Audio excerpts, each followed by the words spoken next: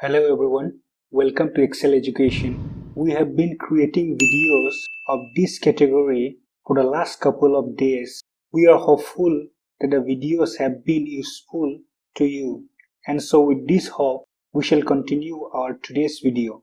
Starting with the first question, which of the following states share boundaries with Nepal? Option 1 Sikkim, Option 2 West Bengal, Option 3 Bihar, Option 4 Uttarakhand. Option 5 Himachal Pradesh. Choose correct answer. Option A 1, 3 and 4. Option B 1, 2, 3 and 4. Option C 1, 3, 4 and 5. Option D 1, 2, 3, 4 and 5. The correct answer for this is option B 1, 2, 3 and 4, which means Sikkim, West Bengal, Bihar and Uttarakhand. Nepal shares a border of over 1,850 km with 5 Indian states: Sikkim, West Bengal, Bihar, Uttar Pradesh and Uttarakhand. Moving on to the next question, which of the following are the criteria for deletion of a medicine from National List of Essential Medicines 2015? Statement 1. The medicine has been banned in India. Statement 2. A medicine with better efficiency and better cost effectiveness is now available. Statement 3. The disease burden for which a medicine is indicated is no longer a national health concern in India. Statement 4. In case of antimicrobials, if the resistance pattern has rendered a medicine ineffective in Indian context, select the correct answer code. Option A 1, 2, 3. Option B 1, 3, 4. Option C 1, 2, 4. Option D 1, 2, 3, 4. The correct answer for this is option D 1, 2, 3, 4.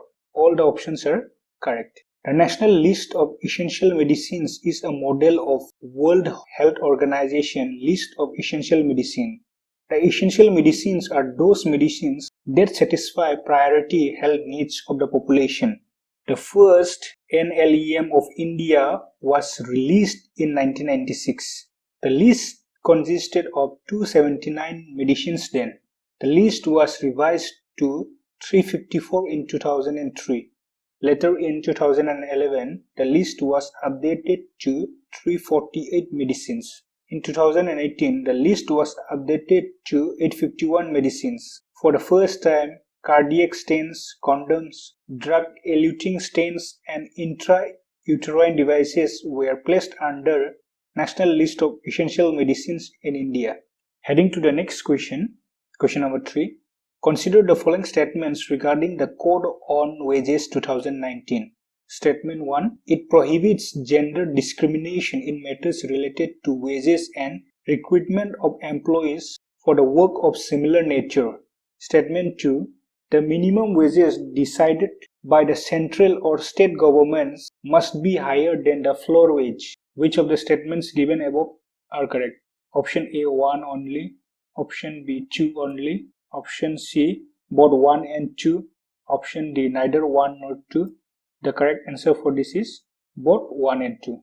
The Code on Wages 2019 prohibits gender discrimination in matters related to wages and recruitment of employees for the same work or work of similar nature.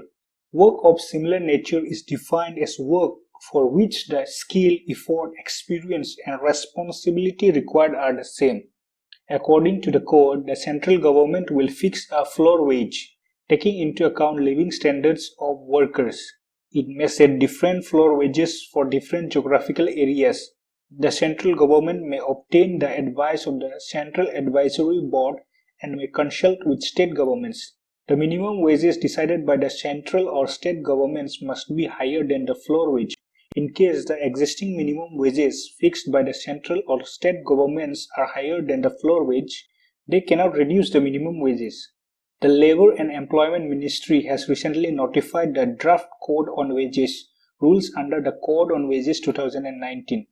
Moving on to the next question, consider the following statements. Statement 1. Under drug order, National Pharmaceutical Pricing Authority cannot allow pharmaceutical companies to raise the prices of essential medicines. Statement 2. The Drugs Prices Control Order is an order issued by the Government of India under Essential Commodities Act 1955 to regulate the prices of drugs. Statement 3. All the drugs marketed in the country are under price control. Which of the above statements are correct? Option A 1, 3. Option B 2 only. Option C 2 and 3. Option D 1, 2 and 3. The correct answer for this is option B 2 only. The Drugs Prices Control Order is an order issued by the Government of India under Essential Commodities Act 1955 to regulate the prices of drugs. The National Pharmaceutical Pricing Authority has used its emergency powers to allow companies to raise the price of heparin, a critical blood thinning drug, by 50% until December end.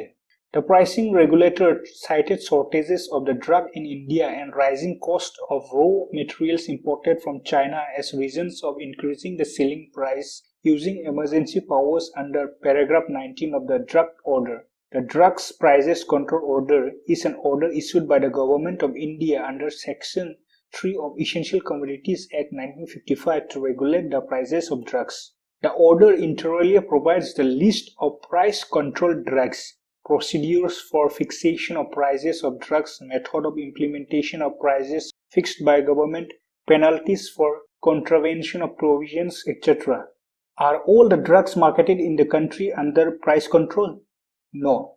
The National List of Essential Medicines 2011 is adopted as the primary basis for determining essentiality, which constitutes the list of scheduled medicines for the purpose of price control. The DPCO 2013 contains more than 600 scheduled drug formulations spread across 27 therapeutic groups. However, the prices of other drugs can be regulated if warranted in public interest. Heading to the next question, question number 5. Consider the following statements about Rewa Ultra Mega Solar Power Project. Statement 1. It is Asia's largest power project. Statement 2. It is an operational solar park located in Rajasthan.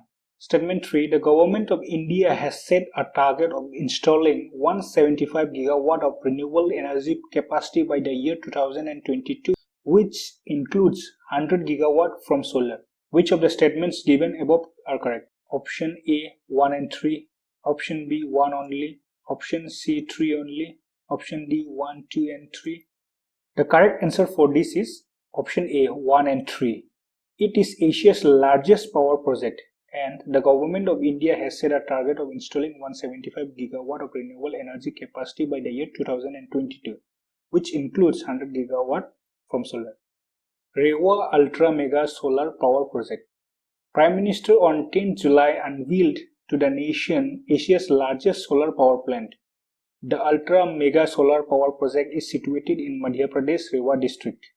It should be noted that PM Modi has set the national goal to achieve the establishment of 100 gigawatt of solar power generation capacity by 2022, when India will complete 75 years of its independence from British rule.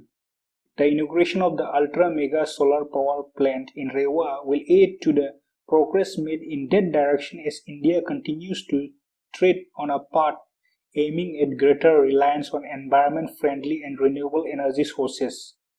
Moving to the next question.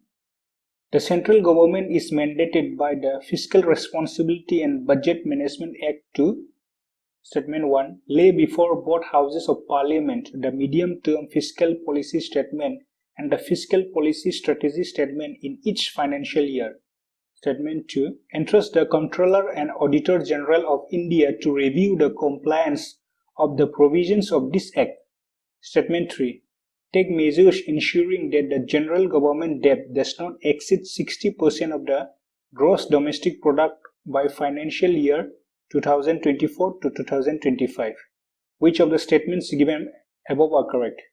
Option A 1 only, option B 2 and 3 only, option C 1 and 3 only, option D all of the above. The correct answer for this is option D all of the above.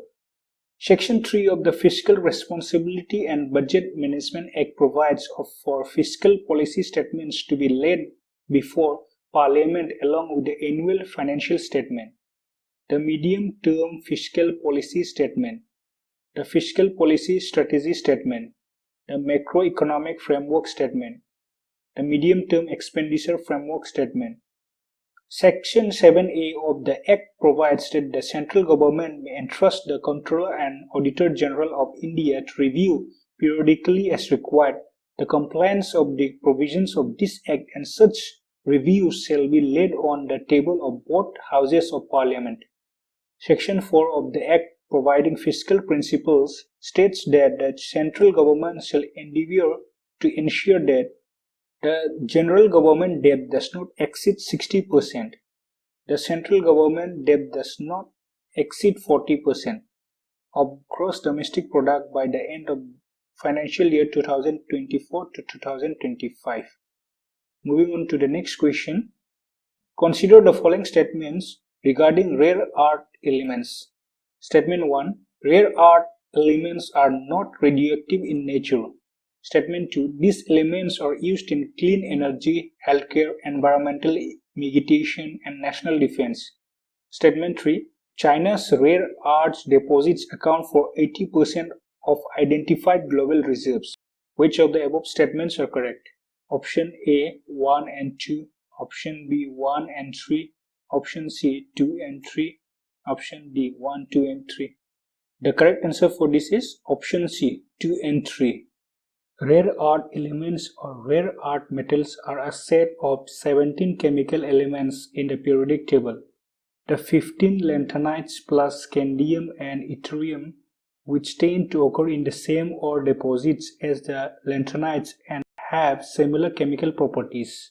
The 17 rare earths are cerium, dysprosium, erbium, europium, gadolinium, holmium, lanthanum, lutetium, neodymium, praseodymium, promethium, samarium, scandium, terbium, thulium, ytterbium, and yttrium. Despite their classification, most of these elements are not really rare. One of the rare earths, promethium, is radioactive. These elements are important in technologies of consumer electronics, computers and networks, communications, clean energy, advanced transportation, healthcare, environmental mitigation, and national defense, among others. Scandium is used in televisions and fluorescent lamps, and yttrium is used in drugs to treat rheumatoid arthritis and cancer. Rare earth elements are used in space shuttle components, jet engine turbines, and drones. Cerium, the most abundant rare earth element, is essential to NASA's space shuttle program. China's rare earths deposits account for 80% of identified global reserves. Heading to the next question. Which of the statements given below are correct with respect to Taiwan? Statement 1. It is the most populous country and largest economy that is not a member of the United Nations. Statement 2. It is located around South China Sea, East China Sea, and Philippine Sea. Choose correct answer. Option A, 1 only. Option B, 2 only. Option C, both 1 and 2. Option D, neither 1 nor 2. The correct answer for this is both 1 and 2. Taiwan, officially the Republic of China, is a country in East Asia. Neighboring countries include the People's Republic of China to the northwest, Japan to the northeast, and the Philippines to the south. With 23.7 million inhabitants, Taiwan is among the most densely populated countries and is the most populous country and largest economy that is not a member of the United Nations. It is located around South China Sea, East China Sea, and Philippine Sea. Moving on to the next question. The Energy Conservation Building Code is developed by which of the following institution? Bureau of Energy Efficiency. Option B, International Organization for Standardization. Option C, NITI Aayog. International Renewable Energy Agency. The correct answer for this is option A, Bureau of Energy Efficiency. The Energy Conservation Building Code is developed by the Bureau of Energy Efficiency, Ministry of Power. Its main objective is to establish minimum requirements for energy efficient design and construction of buildings. The Energy Conservation Building Code provides design norms for building envelope, include thermal performance requirements for walls, roofs, and windows. Lighting system, including daylighting and lamps and luminaire performance requirements. Heating, ventilation, and air conditioning system, including energy performance of chillers and air distribution systems. Electrical system and water heating and pumping systems, including requirements for solar hot water systems. Moving on to the next question. Question number 10. Consider the following statements regarding serological surveys that are in news recently. Serological survey is done using the RT-PCR diagnostic test. Statement 2. Its results can provide information on the past infections of the disease in the community. Which of the statements given above are correct? Option A, 1 only. Option B, 2 only. Option C, both 1 and 2. Option D, neither 1 nor 2. The correct answer for this is option B, 2 only. Seroprevalence surveys are investigations that involve the use of serology tests, also known as antibody tests, to better understand how many infections have occurred at different points in time in different locations and in different populations. Reported cases of disease likely represent only a fraction of all infections. This may be because an unknown proportion of people have mild or no symptoms, do not seek medical care, or do not get tested when they sought medical care. As people produce antibodies against an infection that lasts longer than the infection, serological surveys give an insight into past prevalence of the disease in the community. So this is the end of today's video. We hope you liked the video. So please like and share the video and subscribe to our channel for the upcoming videos. Thank you.